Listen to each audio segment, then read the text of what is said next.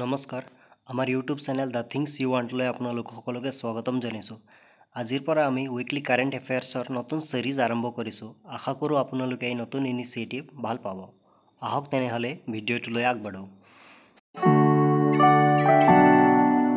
এই চিৰিজৰ প্ৰথম ইভেণ্টটো হৈছে খেল জগতৰ সৈতে জড়িত। ভাৰতৰ চেন্নাইৰ নিবাসী ডি গুকেছে চাইনাৰ ডিং লিৰেনক পৰাস্ত কৰি ৱৰ্ল্ড চেছ চেম্পিয়নশ্বিপৰ খিতাপ জয়লাভ কৰিবলৈ সক্ষম হ'ল। বিশ্বনাথন আনন্দৰ পিছত তেওঁ দ্বিতীয় ভাৰতীয় যিজনে ৱৰ্ল্ড চেছ চেম্পিয়নশ্বিপৰ খিতাপ লাভ কৰিছে। তেওঁৰ এই বিজয়ত প্ৰধানমন্ত্ৰীৰ লগতে চেলিব্ৰিটিজ বা স্পৰ্টছ পাৰ্চনসকলেও তেওঁক কংগ্ৰেচুলেট কৰিছে। এই ৱৰ্ল্ড চেছ চেম্পিয়নশ্বিপ অনুষ্ঠিত হৈছিল ছিংগাপুৰত। ইয়াত আপোনালোকে চাব পাৰে 2006 চনৰ পৰা 24লৈকে ৱৰ্ল্ড চেছ চেম্পিয়নশ্বিপৰ লিষ্ট। ভাৰতৰ বিশ্বনাথন আনন্দে 2007, 8, 10 আৰু 12ত ৱৰ্ল্ড চেছ চেম্পিয়নশ্বিপ হৈছিল আৰু বহু বছৰ পিছত পুনৰ ভাৰতে এই খিতাপ লাভ কৰিবলৈ সক্ষম হ'ল। নেক্সট আমি চাওঁ সাউথ কোৰিয়াৰ বৰ্তমান অৱস্থাৰ বিষয়ে আপোনালোকে নিশ্চয় শুনিছে। ইয়াত প্ৰেছিডেণ্টে যেতিয়া দেশত মাৰ্চিয়েল ল' ইম্প'জ কৰিলে বা প্ৰেছিডেণ্ট ৰুল ইম্প'জ কৰিলে দেশত বিশৃংখলাৰ সৃষ্টি হ'ল। ইয়াৰ পিছতেই সাউথ কোৰিয়াৰ পাৰ্লিয়ামেণ্টত তেওঁৰ বিৰুদ্ধে ইম্পিচমেণ্টৰ প্ৰস্তাৱ পাছ হ'ল। ইয়াতে এটা ইম্পৰ্টেণ্ট কথা, প্ৰেছিডেণ্টৰ বা ৰাষ্ট্ৰপতিৰ ইম্পিচমেণ্ট বা অভিযোগনামাৰ বিষয়ে আমাৰ সংবিধানতো উল্লেখ আছে।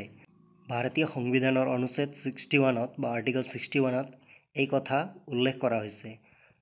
যেতিয়া ৰাষ্ট্ৰপতিয়ে সংবিধানৰ অৱমাননা কৰে বা কনষ্টিটিউশ্যন ভায়োলেট কৰে তেওঁৰ বিৰুদ্ধে অভিযোগনামা দাখিল কৰিব পাৰি। অভিযোগনামা লোকসভা বা ৰাজ্যসভা কোনো সদনতে দাখিল কৰিব পাৰি। নেক্সট এতিয়া চাওঁ, ৰিচেণ্টলি ৰিজাৰ্ভ বেংক অফ ইণ্ডিয়াই পাৰ কেপিটা ইনকামৰ ডেটা পাব্লিছ কৰিছে। এই ডেটা অনুসৰি অসমৰ স্থান কিছু নিম্ন হৈছে। তথ্য অনুসৰি অসমৰ পাৰ কেপিটা ইনকাম 1,35,787 টকা। নেক্সট খবৰ আমি চাওঁ লিটাৰেচাৰৰ পৰা। শেহতীয়াকৈ 2024 বৰ্ষৰ সাহিত্য একাডেমী বঁটা প্ৰদান কৰা হৈছে। অসমৰ 3জন সাহিত্যিকে এই বঁটা প্ৰাপ্ত কৰিবলৈ সক্ষম হৈছে। প্ৰথমতে অসমীয়া সাহিত্যৰ বাবে সমীৰ তান্তিয়ে, বড়ো সাহিত্যৰ বাবে আৰণ ৰাজাই আৰু সংস্কৃত সাহিত্যৰ বাবে দীপক কুমাৰ শৰ্মাই এই সাহিত্য একাডেমী বঁটা প্ৰাপ্ত কৰিছে। নেক্সট এটা ইম্পৰ্টেণ্ট আপডেট বা ডেভেলপমেণ্ট ইয়াত চাব পাৰে বিজনেছ টুডেৰ আৰ্টিকল। ৰাছিয়াই ৰিচেণ্টলি কেঞ্চাৰৰ বাবে ভেকচিন ডেভেলপ কৰি বিশ্বৰ সন্মুখত প্ৰস্তুত কৰিছে। কেঞ্চাৰ ভেকচিন ডেভেলপ কৰা বিশ্বৰ সৰ্বপ্ৰথম দেশ হৈ পৰিছে ৰাছিয়া। কেঞ্চাৰৰ কোনো প্ৰপাৰ মেডিচিন নাই যদিও কেম'থেৰাপিৰ জৰিয়তে কেঞ্চাৰ চেলসমূহক ধ্বংস কৰি কিছু পৰিমাণে ৰক্ষা পাব পাৰি। কিন্তু ৰাছিয়াৰ এই ডেভেলপমেণ্টৰ পিছত সকলো দেশেই আশাবাদী হৈ পৰিছে। এই সপ্তাহৰ ইম্পৰ্টেণ্ট ইভেণ্টছসমূহ এইখিনিয়ে। ইয়াতে এটা ইম্পৰ্টেণ্ট MCQ আপোনালোকৰ বাবে। ইয়াৰ উত্তৰ আপোনালোকে কমেণ্ট কৰি জনাব।